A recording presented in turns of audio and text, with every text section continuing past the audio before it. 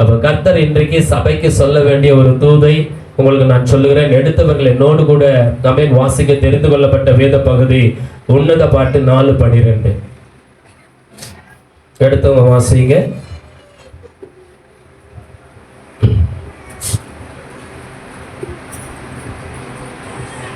உன்னத பாட்டு தெரியுமா? 803வது பக்கம் 4:12.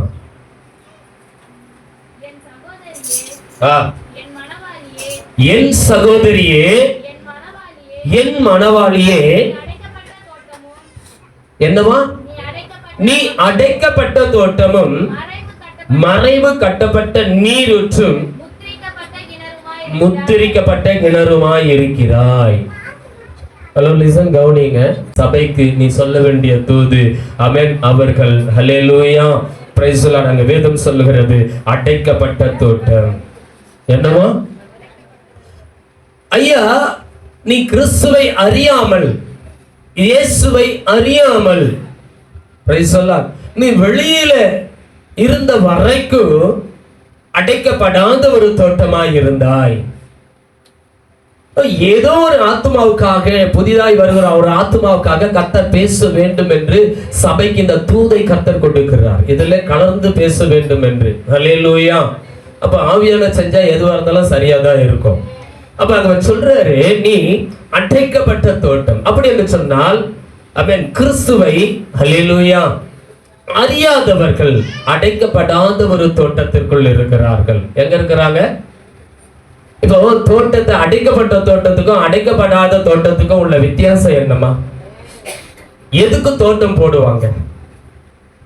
எல்லாம் விவசாயிங்க தானே. தோட்டம் எதுக்கு போடுவீங்க? யார் கட்ட சொல்றீங்க பார்க்கலாம். புரியல? விவசாயி இல்லாத குடும்பம் சொல்லுது பயிரிடுறதுக்காக. அப்ப இன்றைக்கு அன்பு தேவ பிள்ளைகளே, தோட்டம் என்பது தேவ சன்னங்களை குறிக்கிறது, மனிதர்களை குறிக்கிறது. ஹல்லேலூயா. இந்த தோட்டம் அடைக்கப்பட்ட தோட்டம், அடைக்கப்படாத தோட்டம் இல்லையா? இப்ப இந்த அடைக்கப்பட்ட தோட்டம் எதுக்கு போடுவாங்கன்னா, நம்ம அவன் ஏதோ ஒரு விதைகளை போட்டு ஏதோ ஒரு காரியங்களை பயிரிட வேண்டும் என்று நினைக்கும் பொழுது அதை சுற்றிலும் வேலை அடைத்து அவன் தோட்டமாக்குவோம். ஹல்லேலூயா. அந்த தோட்டத்துக்குள்ள அது பூச்செடிகளா இருக்கலாம், பழச்செடிகளா இருக்கலாம், கனிமரங்கள் அவன் கனிமரங்களா இருக்கலாம். அன்பு தேவ பிள்ளைகளை, இப்படி நாம் அவன் தோட்டத்தை இட்டு எதற்காக அந்த தோட்டம் என்று சொன்னால் பாதுகாப்பதற்காக. அன்பு தேவ பிள்ளை, அப்ப விசுவாசிகள் கனி கொடுக்கும் மரத்துக்கு ஒப்பாய் இருக்கிறார்கள். அவர்கள் முழு தோட்டமாகவும் இருக்கிறார்கள். அப்ப விசுவாசிங்க முதல்ல யாரு? கிறிஸ்துவை அறிந்த தேவ பிள்ளைகள் யார் என்று சொன்னால் ஹல்லேலூயா வேலி அடைக்கப்பட்ட தோட்டம். அப்போ தோட்டம் போட்டு ஒரு வேலி அடைச்சிருக்கிறீங்கன்னா உள்ள அனாவசியமா யாருன்னா உள்ள வர முடியுமா? வர முடியுமா சொல்லுங்க. அனாவசியமா அவ்வளவு சீக்கிரம் உள்ள வர முடியுமா? Praise the Lord. ஹல்லேலூயா. அப்ப அது எதற்காகனா ஒரு மறைப்பு போடுகிறோம், உள்ள அனாவசியமா யாரும் எதுவும் வரக்கூடாது என்பதற்காக. அப்ப நீங்க யார்? ஆமென். தோட்டம், நீங்கள் அடைக்கப்பட்ட தோட்டம். இரண்டாவது அங்க சொல்லப்பட்டிருக்கிறது மறைவு கட்டப்பட்ட நீரூற்று. இரண்டாவது என்னவா? நீரூற்றுக்கு மறைவு கட்டப்பட முடியுமா? இதெல்லாம் வார்த்தையை நம்ம பிரசங்கத்துல பார்ப்போம். கர்த்தருக்கு ஸ்தோத்திரம். மறைவு கட்டப்பட்ட நீரூற்று முத்திரிக்கப்பட்ட கிணறுமாய் இருக்கிறார். முத்திரிக்கப்பட்ட கிணறுமாய் இருக்கிறாய். அப்ப இந்த உன்னத பாட்டை அவ்வளவு சீக்கிரம் பிரசங்கம் பண்ணுவது ரொம்ப கஷ்டம். ஹல்லேலூயா. ஏன்னா இது ஒரு வர்ணனையான, ஒரு கவிதையான புத்தகம். இந்த கவிதையான புத்தகத்தினுடைய ஆழங்களை, சாராம்சங்களை புரிந்து கொள்ளணும்னா ரொம்ப கஷ்டம். ஆனால் அதற்குள்ள அவ்வளவு வெளிச்சங்கள் இருக்கிறது, அவ்வளவு ஆழங்கள் இருக்கிறது. இந்த உன்னத பாட்டின் மொத்த செய்தி என்னன்னா, ஆமென் பிரைஸ் தி லார்ட், தேவ ஜனங்கள் மணவாளனாகிய கிறிஸ்துவிற்குள் ஆமென் அன்பு நிறைந்தவர்களாய் இருக்க வேண்டும் என்பதுதான் ஆமென் என்ன பண்றாரு அந்த சாலமோன் இந்த ஆமென் ஆக்கியோன் எழுதுகிறார் இந்த புத்தகத்தை. ஹல்லேலூயா. சங்கீதம் 1:3 எடுங்க. வேகமா என்னோட கூட எடுத்துக்கொள்ளுங்க. நீர்க்கால்களின் ஓரமாய் நடப்பட்டு தன் காலத்தில் கண் தனியை தந்து இலையுதிராதிருக்கிற மரத்தை போல் இருப்பான். அவன் செய்வதெல்லாம் யாரு? இரவும் பகலும் அவருடைய வேதத்தில் பிரியமாயிருந்து தியானமாயிருக்கிற மனுஷன். அப்ப என்ன உங்களுக்கு கவனிங்க, தேவன் வார்த்தையாய் இருக்கிறார். அந்த வார்த்தையை குறித்த வெளிப்பாடு யாருக்கு இருக்கிறதோ, தேவனுடைய வார்த்தையை குறித்த பாரம் யாருக்கு இருக்கிறதோ, தேவனுடைய வார்த்தையில தான் இந்த அகிலமும் சுழன்று கொண்டிருக்கிறது. அவருடைய வார்த்தைக்கு கட்டுப்பட்டு தான் அவன் கடலும் நட்சத்திரமும் சூரியனும் இந்த உலகமே இயங்கிக் கொண்டிருக்கிறது என்பதை யார் அறிந்து கொண்டு அந்த வார்த்தைக்கு முக்கியத்துவம் கொடுக்கிறார்களோ, அல்லேலூயா, அவர்கள் தேவனுடைய வார்த்தையை குறித்த வாஞ்சை, தேவனுடைய வார்த்தையை குறித்த பக்தி, தேவனுடைய வார்த்தையை குறித்த சாட்சி உள்ளவர்களாய் இருப்பார்கள். எத்தனை பேர் ஆமென் சொல்றீங்க? அப்ப தேவனுடைய வார்த்தையில தாங்க எல்லாமே இருக்கு. Price the Lord. அன்பு தேவ பிள்ளைகளே, அல்லேலூயா. தானியேல் எத்தனை நாள் ஜெபம் பண்ணாரு ஏற்கனவே சொல்லி இருக்கிறேன். டக்குன்னு சொல்லுங்க, எத்தனை நாள் ஜெபம் பண்ணிக்கிறாரு? 21 நாள் ஜெபம் பண்ணியிருந்தார். தானியேல் எத்தனை நாள்? எத்தனை வேலைன்னா தான் 3. எத்தனை நாள் என்று கேட்டால் 21 நாள். ஆனா அவருக்கு பதில் எப்போ வந்தது? ஃபர்ஸ்ட் முதல் நாளே பதில் வந்துருச்சு. ஆனா அவர்கிட்ட வந்துருச்சா? வரல. எங்க அந்த பதில் நின்று கொண்டிருந்தது? ஆகாய மண்டலத்துல தடை செய்யப்பட்டு இருந்தது. பெர்சிய அதிபதி பிசாசானவன், அவனுடைய ஆளுகை, அவனுடைய கூட்டங்கள் சேர்ந்து வான மண்டலத்திலே அந்த பதிலை வரவிடாதபடி தடை செய்து கொண்டிருந்தது. அல்லேலூயா. அப்போ இவன் ஜெபத்தை நிறுத்திட்டானா? ஜெபித்து கொண்டே இருந்தான். ஜெபத்தை நிறுத்தவே இல்லை. அதனுடைய விளைவு தான் அந்த ஜெபத்தை நிறுத்தாமல் அவன் ஜெபித்துக் கொண்டே நான் எது வரைக்கும் என்று சொன்னால் பதில் இறங்கி வருகிற வரைக்கும் ஜெபித்துக் கொண்டிருந்தான். அல்லேலூயா. அப்ப அந்த பதிலை கொண்டு வர கேப்ரியல் தூதன் சொல்றாரு, நான் முதல் நாளே உனக்கு பதிலை கொண்டு வந்துட்டேன், ஆனால் அவன் என்னால வர முடியல. அல்லேலூயா. அந்த பெர்சிய அதிபதி என்னோடு கூட போராடி கொண்டிருந்தான். ஆகவே எனக்கு உதவி செய்யும்படியாக மிகாவேல் தூதன் வந்து அவனிடத்துல யுத்தம் செய்து என்ன பண்ணா? அல்லேலூயா. அப்போ நாம் எதற்காக ஜெபிக்கிறோமோ அந்த ஜெபத்துக்குரிய பதிலை பெறுகிற வரைக்கும் உங்களுக்கு தூக்கம் வரக்கூடாதுங்க, ஜெபம் நிறுத்தப்படக்கூடாதுங்க. அல்லேலூயா. அன்பு தேவ பிள்ளைகளே, ஆகவே ஆமென், பிரைஸ் தி லார்ட். இன்றைக்கு வேதம் சொல்லுகிறது, ஆமென், அந்த 1:3 பிரைஸ் தி லார்ட், அவருடைய நீர்க்கால்களின் ஓரத்தில் நடப்பட்டு தன் காலத்தில் தன் கனியை தந்து இளையதராகிற மரத்தை போல் இருப்பான், அவன் செய்யறதெல்லாம் வாய்க்கும். ஏன்? அவன் இரவும் பகலும் கர்த்தருடைய வேதத்துல தியானமாயிருக்கிற மனுஷன், வேதத்தை பிரியமாயிருக்கிற மனுஷன். அல்லேலூயா. அப்ப நீ தியானமாய் இருந்து வேதத்துல பிரியமாய் இருந்தா தாயா ஆமென், பிரைஸ் தி லார்ட், அல்லேலூயா, நீ ஆமென் வேலி அடைக்கப்பட்ட ஒரு தோட்டமா இருப்ப. எத்தனை பேர் ஆமென் சொல்றீங்க? அடைக்கப்பட்ட ஒரு தோட்டம், பாதுகாக்கப்பட்டு இருக்கிற ஒரு தோட்டமா இருக்கணும்னா உனக்குள்ளே தேவனுடைய வார்த்தை இருக்க வேண்டும். எத்தனை பேர் ஆமென் சொல்றீங்க? சரி, ஏசாயா 58:11 கொஞ்சம் எடுத்து வாசிச்சிருங்க. கர்த்தர் நித்தமும் உன்னை நடத்தி, சீக்கிரமா, கர்த்தர் நித்தமும் உன்னை நடத்தி மகா வறட்சியான காலங்களிலும் உன் ஆத்துமாவை திருப்தியாக்கி உன் எலும்புகளை நினமுள்ளதாக்கி நீ நீர்ப்பாய்ச்சலான தோட்டத்தை போலவும் வற்றாத நீரூற்றை போலவும் இருப்பாய். ஹல்லேலூயா. எப்பவா? ஏழைகளையும் திக்கற்றவர்களையும் விதவைகளையும் அனாதைகளையும் நீ நேசித்து அப்படிப்பட்டவர்களை தாங்கும் பொழுது. அல்லேலூயா. நீ மேல படிச்சு பார்த்தீங்கன்னா அதான் இருக்கும். பொறுமையா படிச்சு பார்த்துக்குங்க. திக்கற்றவர்களை சேர்த்து கொள்ளுகிறதும், அல்லேலூயா, வஸ்திரம் இல்லாதவர்களுக்கு வஸ்திரம் கொடுக்கிறதும் தெளிவா சொல்லப்பட்டு இருக்கும். ஆமென்.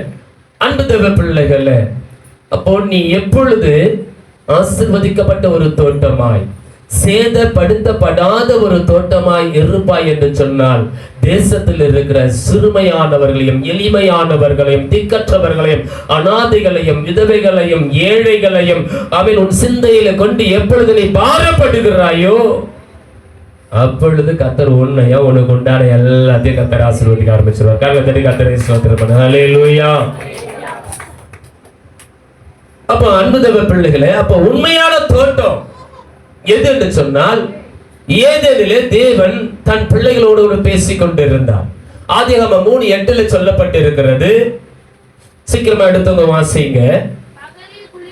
பகலில் குளிர்ச்சியான வேளையில் தோட்டத்தில் உலாவுகிற தேவனாகிய கர்த்தருடைய சத்தத்தை அவன் கேட்டான். ஹல்லேலூயா. கவனிங்க. அப்போ அடைக்கப்பட்ட தோட்டத்துக்குள்ள என்ன இருக்கியா? அடைக்கப்பட்ட தோட்டத்துக்குள்ள என்ன இருக்குது? கர்த்தருடைய சத்தம் இருக்கிறது. ஹல்லேலூயா. கர்த்தருடைய பிரசன்னம் இருக்கிறது. கர்த்தர் அந்த தோட்டத்துக்குள்ளே அவர் உலாவி கொண்டிருக்கிறாரு. கர்த்தர் உனக்குள்ளே உலாவும்படியாய், உன்னோடு கூட பேசும்படியாய், ஆமென், உன்னுடைய அடைக்கப்பட்ட தோட்டத்துக்குள்ளே அவர் உலாவும்படி விரும்புகிறார். எத்தனை பேர் ஆமென் சொல்றீங்க? ஆகவே ஆதியாகமம் 3:8 சொல்லுகிற உண்மையான தோட்டம் எது என்று சொன்னால், மனிதர்களோடு கர்த்தர் பேச, அவர்களோடு பழக, அவர்களோடு உறவாட விரும்புகிறார். ஹல்லேலூயா. Praise the Lord. ஆனா நீ உன் இருதயத்தை அடைக்கப்பட்ட தோட்டமா வச்சிருக்கிறியா, திறந்த தோட்டமா வச்சிருக்கிறியா? அடைக்கப்பட்ட தோட்டமா இருந்தா கர்த்தர் அதுக்குள்ள உள்ளாவுவார், கர்த்தர் அதுக்குள்ள பேசுவார். நாயும் நரியும் வந்து போற மாதிரி உன் இருதயத்தை திறந்து வச்சிருப்பேன்னாக்கா, ஹல்லேலூயா, அதற்குள்ள தேவன் வர மாட்டார். ஏன்னா அவர் அசுத்தமான இடங்களில வாசம் பண்ணுகிறவர் அல்ல. அவர் மகா பரிசுத்தம் உள்ள தேவன். எத்தனை பேர் ஆமென் சொல்றீங்க? மகா பரிசுத்தம் உள்ள தேவனா இருக்கிறபடியினாலே ஆண்டவர் தெளிவா சொல்றாரு, உன் இருதயத்தை என்னிடத்தில் தான், கல்லான உன் இருதயத்தை என்கிட்ட கொடு, நான் அதை சதையான இருதயமாய் மாற்றி உனக்கு தருவேன். ஹல்லேலூயா. அப்போ அன்பு தேவ பிள்ளைகளே, கல்லான இருதயம் என்பது, ஹல்லேலூயா, அதுல ஆமென், ஒன்றுமே அதுல என்ன பண்ண முடியாது, பிரயோஜனப்பட முடியாது. அது சதையான இருதயமாய் மாற்றப்படும் பொழுதுதான் அதுல ஒரு விதை அவன் போடும் பொழுது அது முளைத்து பலன் கொடுக்கிறதா இருக்கும். அப்ப நம்முடைய இருதயங்கள் எப்படி இருக்கணும் அன்பு தேவ பிள்ளைகளே? Amen. Praise the Lord. Hallelujah. எல்லாத்துக்கும் வரவேற்பு கொடுக்கிற ஒரு இருதயமா இருக்கக்கூடாது. எல்லாத்தையும் அப்சர்வ் பண்ற ஒரு இருதயமா இருக்கக்கூடாது. ஆமென். எல்லாத்தையும் ஏற்றுக்கொள்ளுகிற ஒரு இருதயமா இருக்கக்கூடாது. சத்தியத்தின்படி இருக்கிற காரியங்களை மாத்திரமே ஏற்றுக்கொள்ள வேண்டும். தேவனுக்கு பிரியமானவைகளை மாற்றமே அந்த இருதயம் நம்புகிறதா இருக்க வேண்டும். அப்போ உன் இருதயம் ரொம்ப ஜாக்கிரதையா இருக்கணும். ஏன்னா இருதயம் மகா கேடும் கிறுக்கும் உள்ளதுன்னு வேதம் சொல்லுது. இருதயம் என்னவா? மகா கேடும் கிறுக்கும் நிறைந்தது. ரொம்ப அந்த இருதயத்தை நீ பாதுகாத்தினால முக்கால் பாக பிரச்சனை தீர்ந்துடும். இருதயத்தை அலைய விடுற பிள்ளைங்க வாழ்க்கையெல்லாம் பாருங்க, பிரைஸ் தி லார்ட், வாழ்க்கையில கேள்விக்குறியாதான் இருக்கும். ஹல்லேலூயா. இருதயம் கட்டப்படாம, இருதயம் தேவனுக்குள்ள பண்படுத்தப்படாம, பாதுகாக்கப்படாம இருக்கிற இருதயம் அவங்களுடைய வாழ்க்கையை பாருங்க. கிறிஸ்துவுக்குள் பண்படுத்தப்பட்டு பாதுகாக்கப்படக்கூடிய இருதயத்தினுடைய வாழ்க்கையும் பாருங்க. அந்த இருதயத்துல மகிழ்ச்சி இருக்கும், அந்த இருதயத்துல மகிழ்ச்சி இருக்காது. ஹல்லேலூயா. ஒன்றும் இல்லாத நிலைமையில அவர் சகலத்தையும் படைத்தவர். உன் வாழ்க்கையில எதுவுமே இல்லைனாலும் பரவாயில்லையா, உன் இருதயத்துக்குள்ள இயேசுக்கு இடம் கொடு. அவர் உனக்குள்ள உலாவுவார் என்று சொன்னால், உனக்குள்ளே வாசமாய் இருப்பார் என்று சொன்னால், உன் காரியங்கள் எல்லாத்தையும் அவர் சரிப்படுத்துவார். ஹல்லேலூயா. Praise the Lord. நீ ஆமென், உனக்கு அரைக்கச்சலை உண்டு பண்ணணும்னா அத்தி இலையை தச்சு உண்டு பண்ணுவேன். ஆமென். அது என்ன பண்ணும்? காஞ்சதும் கிழிச்சிரும், கொட்டிரும், மீண்டும் நிர்வாணம் காணப்படும். ஆனால் அவரும் தோட்டத்துக்குள்ள வந்தாருன்னா, அவரும் தோட்டத்துக்குள்ள வந்து உங்களோட பேசினாருன்னா, உன் நிர்வாணத்தை மூடும்படி தோல் உடைகளை உண்டு பண்ணி உனக்கு உடுத்துவார். எத்தனை பேர் ஆமென் சொல்றீங்க? ஹல்லேலூயா. அறை கட்டப்படும். ஆமென். நிர்வாணம் அறைக்கப்படும். நிர்வாணம் அறைக்கப்படும். அது அக்கிரமங்கள், பாவங்கள், மீறுதல்கள், இதெல்லாம் ஆண்டவர் என்ன பண்ணுவார்? அவர் சுமந்துப்பார், அவர் ஏத்துப்பார். எல்லாத்தையும் அவர் ஏத்துக்கிட்டு உன்னை என்ன பண்ணுவாரு? பரிசுத்தப்படுத்தி உன்னை வேலி அடைத்திடுவார். இதுக்கப்புறம் பிசாசு உன்கிட்ட வராதபடி, வியாதி உனக்குள்ள வராதபடி, ஆபத்து பொல்லாப்படுக்க நேரிடாதபடி உன்னை சுற்றிலும் கர்த்தர் வேலி அடைத்து விடுவார். ஹல்லேலூயா. நீ அடைக்கப்பட்ட தோட்டமாய் கர்த்தருக்குரிய மகளாய் மகனாய் மாற்றப்பட்டு விடுவாய். எத்தனை பேர் விசுவாசிக்கிறீங்க? ஹல்லேலூயா. எனவே அந்த தோட்டம் மறைக்கப்பட்டது, ஆமென், அடைக்கப்பட்டது. ஆமென். ஏன் மறைக்கப்பட்டது, அடைக்கப்பட்டது? தேவன் அதுக்குள்ள உலாவிக்கிட்டு இருந்த வரைக்கும், மனுஷங்க பாவம் செய்யாத வரைக்கும் தேவன் அதுல வாசம் பண்ணி கொண்டு இருந்தார். குளிர்ச்சியான மத்தியான குளிர்ச்சியான வேளையில அவங்களோடு இடைப்பட்டுக்கிட்டு இருந்தாரு. அவங்களுக்கு ஒரு நன்மையும் குறைபடாம இருந்தது, கவலை இல்லாம இருந்தது, பசி இல்லாம இருந்தது, மரணம் இல்லாமல் இருந்தது, நிம்மதியா இருந்தாங்க. எப்ப பாவம் உள்ள வந்ததோ, அக்கிரம சிந்தைகள் உள்ள வந்ததோ, பொல்லாத எண்ணங்கள் உள்ள வந்ததோ, பிசாசுக்கு அவர்கள் இடம் கொடுத்தார்களோ, அப்பவே நிம்மதி போச்சு, சமாதானம் போச்சு, சந்தோஷம் போச்சு, ஹல்லேலூயா, ஜீவனும் போச்சு. யோசிச்சு பாருங்க. இப்ப தோட்டத்துல இருந்து அவங்க வெளியேற்றப்பட்டுட்டாங்க. இப்ப அந்த தோட்டம் என்னவா மாற்றப்பட்டு விட்டது? அடைக்கப்பட்டு விட்டது. ஹல்லேலூயா. இப்ப அந்த தோட்டம் என்ன பண்ணப்பட்டு விட்டது? ஏற்கனவே அந்த தோட்டத்தை கர்த்தர் என்ன பண்ணியிருந்தாரு? அடைக்கப்பட்ட தோட்டமா தான் வச்சிருந்தாரு, பாதுகாப்பா தான் வச்சிருந்தாரு. ஹல்லேலூயா. ஆனால் உனக்குள்ள ஒரு சுயாதீனத்தை கொடுத்திருந்தார். நீ எதையும் செய்யவும் செய்ய வேண்டாம் என்பவும் உனக்கு ஒரு அதிகாரத்தை, ஒரு சுயாதீனத்தை கொடுத்திருந்தாரு. தேவனுக்கு பிரியமானதை செய்யுமா, தேவனுக்கு பிரியமில்லாததை செய்யாதன்னு சொல்லி உனக்கு ஒரு சுயாதீனம். பிரைஸ் அல்லாஹ். அன்பு தேவ பிள்ளைகளை, செய்யறதும் செய்யாததும் உன் விருப்பம். ஆனா நீ என்ன செய்கிறாயோ அதுதான் உன் வாழ்க்கை. பிரைஸ் அல்லாஹ். அன்பு தேவ பிள்ளைகளை, நான் அடிக்கடிக்கு சொல்லுவேன், ஊழியக்காரங்க கிட்ட வந்து அவன் சரியான சத்தியத்தை கேட்டீங்கன்னா, ஐயா இந்த காரியம் என்னன்னு கேட்டீங்கன்னா ரகசியத்தை உங்களுக்கு சொல்லி கொடுப்போம். உங்க விருப்பத்தை சொன்னீங்கன்னா நாங்க அதற்கு ஆமாஞ்சாமி போட்டு உங்க விருப்பம் அப்படின்னு சொல்லுவோம். அதுல ஒரு அர்த்தம் இருக்கு. உங்க விருப்பத்தின்படி ஆக கடவுது சொல்லுவோம். ஹல்லேலூயா. அப்ப உங்க விருப்பமும் தேவ சுத்தமும் ஒன்னா இருந்தா அதுல சந்தோஷம், மகிழ்ச்சி, ஆசீர்வாதம் இருக்கும். இதுல எது முரண்பட்டாலும் அதுல வருத்தமோ வேதனையா இருக்கும். ஹல்லேலூயா. ஆகவே நீங்க கேட்கிற கேள்வியில ரெண்டு விதம் இருக்கு. எங்களுக்கு இந்த காரியத்தை குறித்து தெளிவுபடுத்துங்க அப்படின்னு சொன்னீங்கன்னா தெளிவுபடுத்துவோம். இல்ல நாங்க இதை விரும்புறோம் சொன்னீங்கன்னா உங்க விருப்பத்தின்படி ஆக கடவுது சொல்லுவோம். ஹல்லேலூயா. புரியுதா இல்லைங்களா? ஊழியக்காரனுடைய வார்த்தையுடைய நுணுக்கங்களை நீங்க புரிஞ்சுக்கணும்ன்றதுக்காக உங்களுக்கு நான் சொல்லி தரேன். அன்பு தேவ பிள்ளைகளை, ஆகவே இந்த தோட்டம் மறைக்கப்பட்டது, அடைக்கப்பட்டது. ஏன்? அங்க தேவன் வாசம் பண்ண கூடாமல் போய்விட்டது. ஹல்லேலூயா. சரி, ரோமர் 14:7-8 எடுத்து வாசிங்க. ரோமரின் புத்தகம் 14ஆம் அதிகாரம் 7வது வசனம் 8வது வசனம் வேகமா வாசிங்க.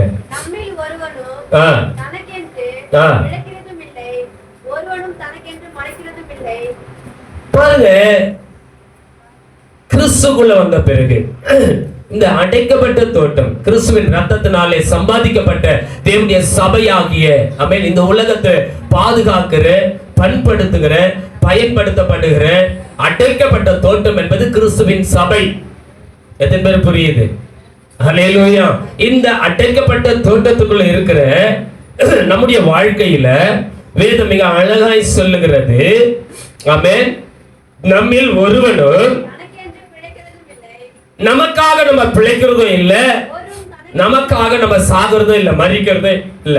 நம்ம பிழைத்தாலும் கர்த்தருக்கென்று பிழைக்கிறோம், நாம் மரித்தாலும் கர்த்தருக்கென்று மரிக்கிறோம். ஆகையால் பிழைத்தாலும் மரித்தாலும் நாம் கர்த்தருடையவர்களாய் இருக்கிறோம். காரணம் தடி கர்த்தரை ஸ்தோத்திரம் பண்ணுங்க. அடைக்கப்பட்ட தோட்டத்துக்குள்ள வந்துட்டீனா உனக்கு மரண பயம் இருக்காது. எத்தனை பேர் ஆமென் சொல்றீங்க? நீ கிறிஸ்து இல்லாமல், சபைக்குள்ள இல்லாமல் வெளியில இருக்கிற வரைக்கும் ஹல்லேலூயா ஒரு பயம் இருக்கும். ஐயோ என் குடும்பத்தை எப்படி நடத்த போறேன், நாளைக்கு என்ன பண்ண போகிறேன், ஐயோ இந்த வியாதி என்ன பண்ணிடுறோமோ, ஐயோ நான் பிழைப்பனோ பிழைக்க மாட்டேனோ, ஹல்லேலூயா எனக்கு விரோதமா அப்படிப்பட்ட காரியங்களை செய்கிறார்களே, அது எப்படியா முடியும்? ஒன்னத்துக்கும் பயப்பட வேண்டாம். எத்தனை பேர் ஆமென் சொல்றீங்க? ஹல்லேலூயா. அன்பு தேவ பிள்ளைகளை, நீங்க பயப்படவே வேண்டாம், பயப்படவே வேண்டாம். Price the Lord. ஏன்னா பிரைஸ் தி லார்ட், அந்த தோட்டத்துக்குள்ள இருக்கக்கூடியவங்க சேதம் அடையக்கூடாது, அழிந்து போய்விடக்கூடாது, அவர்கள் நிக்கிறதுமாய்விடக் கூடாது. அவர்கள் விரோதமா எப்படிப்பட்ட காரியங்கள் எழுப்பினாலும் அதை அவர்கள் தெரியப்படுத்தி அதிலிருந்து அவர்களை விடுதலை அவர்களை பாதுகாக்க வேண்டும் என்பதில் என் இயேசு உண்மையுள்ளவராக இருக்கிறார். ஹல்லேலூயா. அதுக்காக அவர் யார் தூக்கத்தை கெடுப்பார். கர்த்தருக்கு ஸ்தோத்திரம். ஹல்லேலூயா. ஆகவே தான் இங்க வேதம் சொல்லுகிறது, அப்ப நாம் பிழைத்தாலும் மரித்தாலும் நம்ம கர்த்தருடையவர்கள், அவருக்காக தான் மரிக்கிறோம், அவருக்காக தான் பிழைக்கிறோம். ஆகவே விசுவாசிகள் மட்டுமே கர்த்தருடைய தோட்டம், வேறு யாருமே அதில் நடவாட முடியாது. சபைக்குள்ள ஹல்லேலூயா அவ்வளவு சாதாரணமா யாரும் உள்ள வர முடியாதுங்க. இயேசுவை நம்பி சபைக்குள்ள வரணும்னா வேதம் சொல்லுகிறது ஹல்லேலூயா ஆவியானவராலே ஆமென் ஆத்துமாக்கள் சபையிலே சேர்க்கப்படுகிறார்கள் என்று வேதம் சொல்லப்படுகிறது. ஹல்லேலூயா. உள்ள யார் கூட்டிட்டு வரதா? ஆவியானவர் கொண்டு வரார். ஏதோ ஒரு மகளையோ வச்சு சுவிசேஷத்தின் மூலமா ஏதோ ஒரு காரியத்தினால ஆவியானவர் ஏவி சபைகளை கொண்டு வருகிறார். அப்ப ஆவியானவர் கொண்டு வருகிறார். யார் சபைகளை கொண்டு வர்றது? தானாய் ஒருவனும் ஒரு காலம் என்னிடத்தில் வருகிறதில்லை. பிதாவானவர் ஒருவனை இழுத்து கொண்டாவிட்டால் அப்போ பிதா ஒருத்தரை அவர்கிட்ட இழுக்கலன்னா தானே வர முடியாது. அப்ப பிதா இழுத்துதான் இன்னைக்கு நீங்களும் நானும் எல்லாரும் தேவனுடைய சபைக்குள்ள அடைக்கப்பட்ட தோட்டத்துக்குள்ள வந்திருக்கிறோம். கரங்களை தட்டி கர்த்தரை ஸ்தோத்திரம் பண்ணுங்க. ஹல்லேலூயா. ஏன் இங்க வந்திருக்கிறோம்னா பாதுகாக்கப்பட. ஏன் இங்க வந்திருக்கிறோம்னா நித்திய ஜீவனை அடைந்து கொள்ள. ஏன் தோட்டத்துக்குள்ள வந்திருக்கிறோம்னா மூன்றாவது கனி கொடுக்க, பலன் கொடுக்க. ஹல்லேலூயா. Praise the Lord. அன்பு தேவ பிள்ளைகளே, வேதம் சொல்லுகிறது. அப்ப இங்க 1 கொரிந்தியர் 6ஆம் அதிகாரம் 19-20 வசனம் சொல்லுகிறது, உங்கள் சரீரமானது நீங்கள் தேவனாலே பெற்று உங்களுக்குள்ளே தங்கியும் இருக்கிற பரிசுத்த ஆவியினுடைய வாசிமா, உங்கள் சரீரமானது நீங்கள் தேவனாலே பெற்று உங்களில் தங்கியும் இருக்கிற பரிசுத்த ஆவியினுடைய ஆலயமாய் இருக்கிறது. நீங்கள் உங்களுடையவர்கள் அல்ல என்று அறியீர்களா? கிரயத்திற்கு கொல்லப்பட்டீர்கள். ஆகையால் தேவனுக்கு உடையவைகளாகிய உங்கள் சரீரத்தினாலும் உங்கள் ஆவியினாலும் தேவனை மகிமை. கரங்களை தட்டி கர்த்தரை ஸ்தோத்திரம் பண்ணுங்க. ஹல்லேலூயா. உங்களை ஆண்டவர் என்ன பண்ணி இருக்கிறாரா? துட்டு கொடுத்து வாங்கியிருக்காரா? கிரயத்துக்கு வாங்கியிருக்கேன்னு சொல்றாரு. என்ன கொடுத்து வாங்கியிருக்காரா?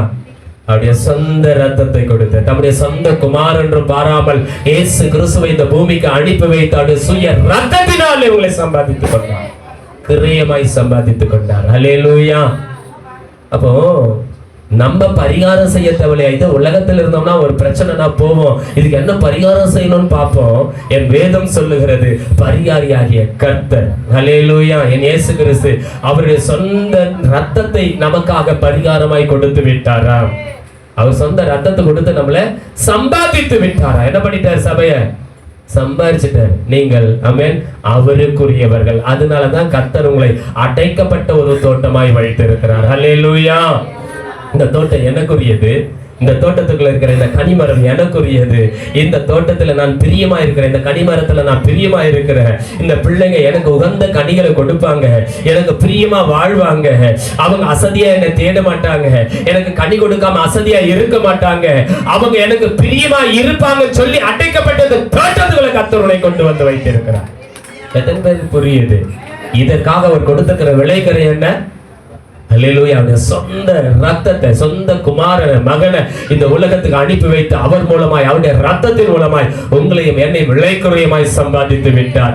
இனி ஆமென் வேறொரு பலி ஹல்லேலூயா தேவையில்லையா? நம்ம மீட்கப்படுவதற்கு வேறொரு பலி தேவையில்லை. எல்லாத்துக்கும் சேர்த்து, ஒட்டுமொத்த உலகத்துக்கும் சேர்த்து அவருடைய ரத்தம் ஆமென் பரிகாரமாய் கொடுக்கப்பட்டாச்சு. இனி ஆட்டு ரத்தமோ, கோழி ரத்தமோ, மாட்டு ரத்தமோ மனுஷனுடைய பாவத்தை, அக்கிரமத்தை, சாபத்தை, வியாதியை ஆமென் தீக்காது. ஹல்லேலூயா. இயேசுவின் ரத்தம் அதற்கு போதுமானதாக இருக்கிறது. விசுவாசிக்கிறவர்கள் ஆமென் சொல்லுங்க.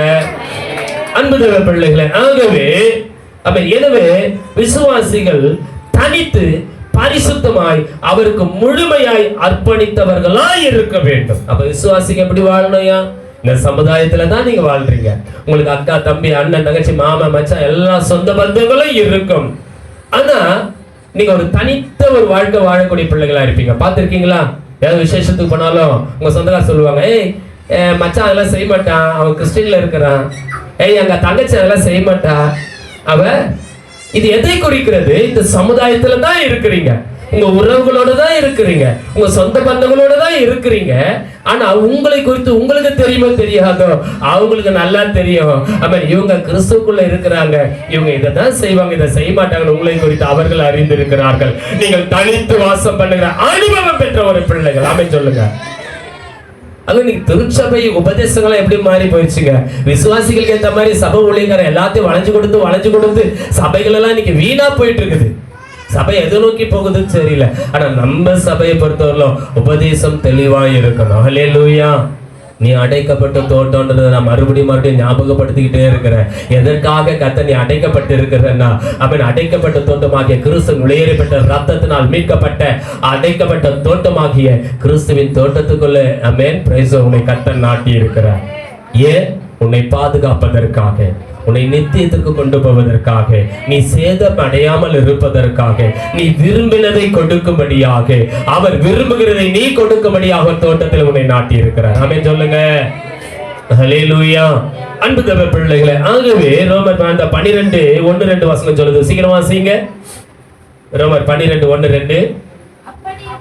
அப்படி இருக்கிற சகோதரரே, நீங்கள் உங்கள் சரீரங்களை பரிசுத்தமும் தேவனுக்கு பிரியமான ஜீவ பலியாக ஒப்புக்கொடுங்கள். தேவனுடைய இரக்கங்களை முன்னிட்டு உங்களை வேண்டிக் கொள்ளுகிறேன். ஹல்லேலூயா. அன்பு தேவ பிள்ளைகளே, அதுல 2வது வசனம் வாசிச்சியாமா? நீங்கள் இந்த பிரபஞ்சத்துக்கு ஒத்த வேஷம் தெரியாமல் தேவனுடைய நன்மையும் பிரியமும் பரிபூரண சித்தம் என்னதென்பதை பகுத்தறியத்தக்கதாக உங்கள் மனம் புதிதாகிறதுனால மறுரூபமாகுங்கள். கரங்கத்தடி கத்திர சோத்திரம் பண்ணுங்கப்பா. புரியல வசனம். உங்க மனசு புதுசா மாறணும். கிறிஸ்துவிட்ட வந்த பிறகு, கிறிஸ்துவுடைய சபைக்குள்ள வந்த பிறகு, கிறிஸ்துவாகிய என் ஆமென் அங்க வேதம் சொல்லுகிறது ஆமென் பிரைஸ் லார்ட், என் பரிசுத்தருக்கு ஆமென் பெரிய ஒரு தோட்டம் இருக்கு, மேட்டிலே பெரிய ஒரு தோட்டம் இருக்கிறது. ஹல்லேலூயா. ஆமென் அங்க வேதம் சொல்லுது, அந்த தோட்டத்துக்குள்ள ஆமென் பிரைஸ் லார்ட் கர்த்தர் திராட்சை தோட்டத்தை நாட்டி வச்சிருக்கிறார்.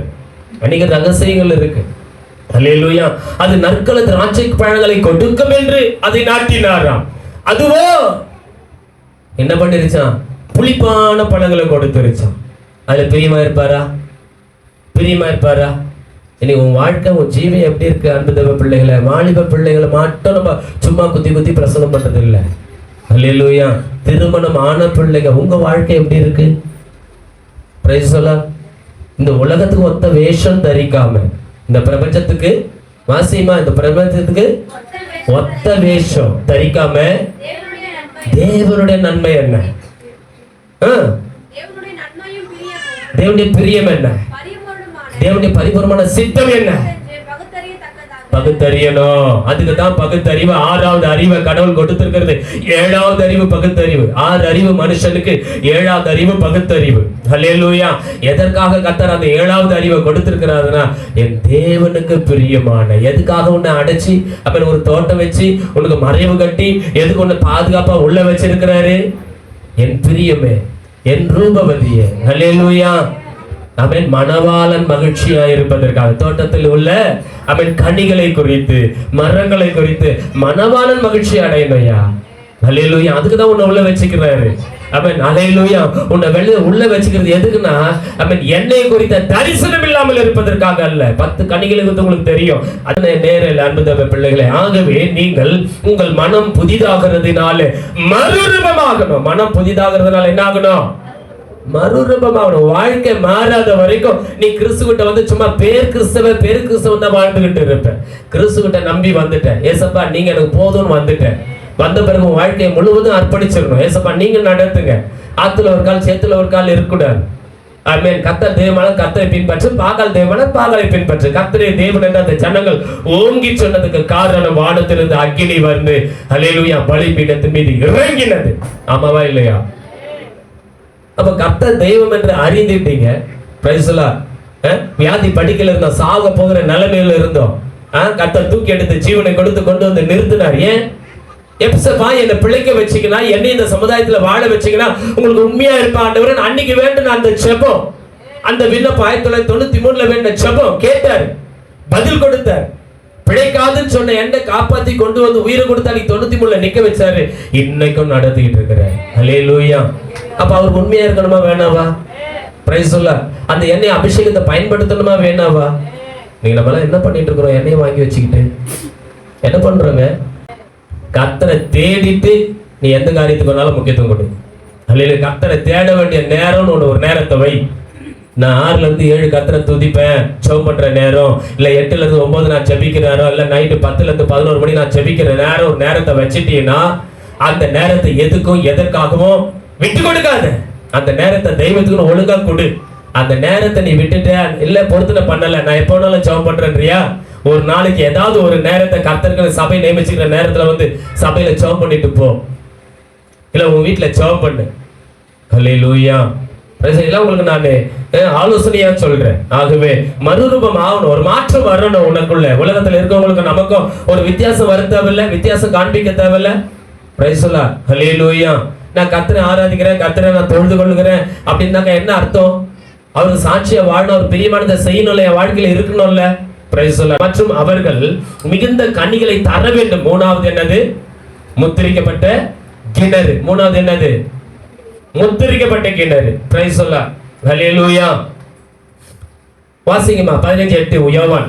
சீக்கிரம், நேரம் இல்லை, 5 நிமிஷத்துல முடிக்கணும்.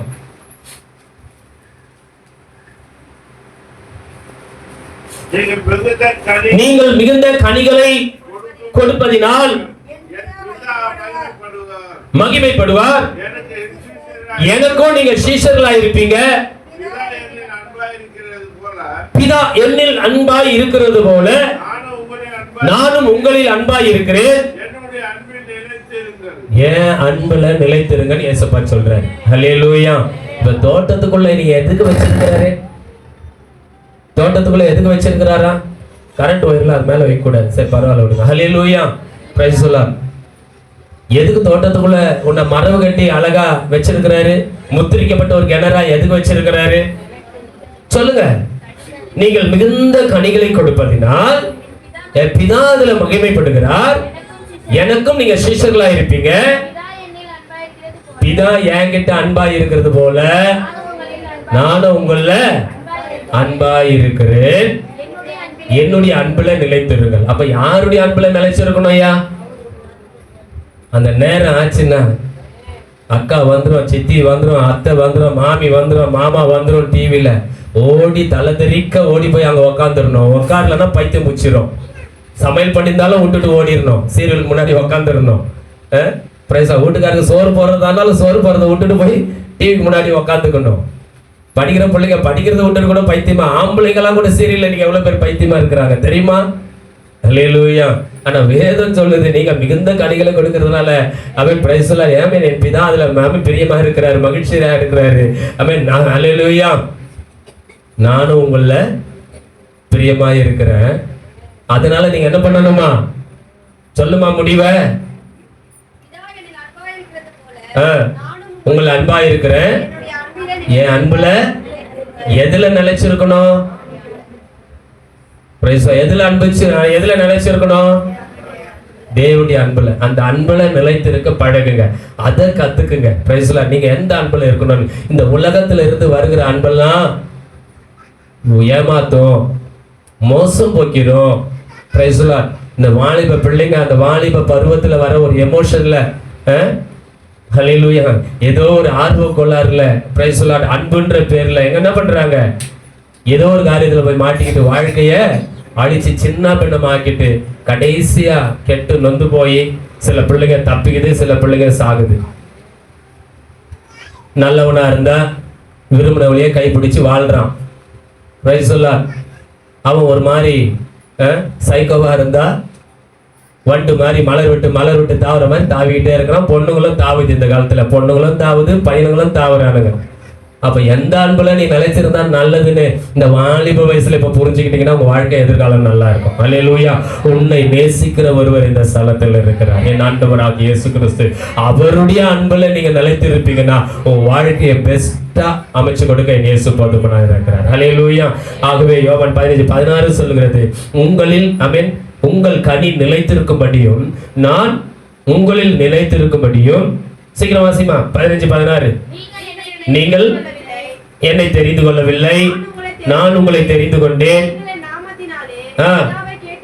நான் பிதாவை கேட்டுக்கொள்வது எதுவோ உங்களுக்கு தருவார். நீங்கள் போய் கனி கொடுக்கும்படிக்கும் உங்கள் கனி நிலைத்திருக்கும்படிக்கும். எதுக்காக உங்களை ஏற்படுத்தினாரா? அடைக்கப்பட்ட தோட்டத்துக்குள்ள அந்த உன்னத பாட்டுல சாலமன் அழகா எழுதுறாரு, உன்னை எதுக்காக தேவன் அடைக்கப்பட்ட தோட்டத்துக்குள்ள வைத்திருக்கிறாருன்னா, எதுக்காக உன்னை பாதுகாத்துட்டு இருக்கிறாருன்னா, எதுக்காக உனக்கு நீர் பாய்ச்சிட்டு இருக்கிறாருன்னா, அவன் பிரைஸ் தி லார்ட், ஹல்லேலூயா, எதுக்காக உன்னை முத்திரை போட்டு இருக்கிறாருன்னா, எதுக்காகமா? வாசிமா. கனி கொடுக்கும்படி, அந்த கனி நிலைத்து இருக்கும்படி. வாசி மாட்டேங்கன்னு. நீங்கள் போய் கனி கொடுக்கும்படிக்கும் உங்கள் கனி நிலைத்திருக்கும்படிக்கும் நான் உங்களை ஏற்படுத்தினேன். எதுக்காக தோட்டத்துக்குள்ள உங்களை ஏற்படுத்தினாரு? இல்லைன்னா அங்கங்க வெளியவே வச்சு அங்கங்க உங்களை ஆசீர்வதிச்சுட்டு போயிருக்கலாமே. எதுக்கு சுய ரத்தத்தினால ஒரு சம்பாதிச்சு இந்த சபைக்குள்ள கொண்டு வந்து, இந்த தோட்டத்துக்குள்ள கொண்டு வந்து, அடைக்கப்பட்ட தோட்டத்துக்குள்ள ஏன் இதுக்குள்ள கொண்டு வந்து அவர் உங்களை நாட்டணும்? நீங்கள் கனி கொடுக்கும்படி, அவரில் நிலைத்து இருக்கும்படி உங்களை இங்கே நாட்டி இருக்கிறார். கண்களை தட்டி கர்த்தரை ஸ்தோத்திரம் பண்ணுங்க. எபேசியர் 5:9 சீக்கிரம் வாசிங்க. ஆவியின் கனியோ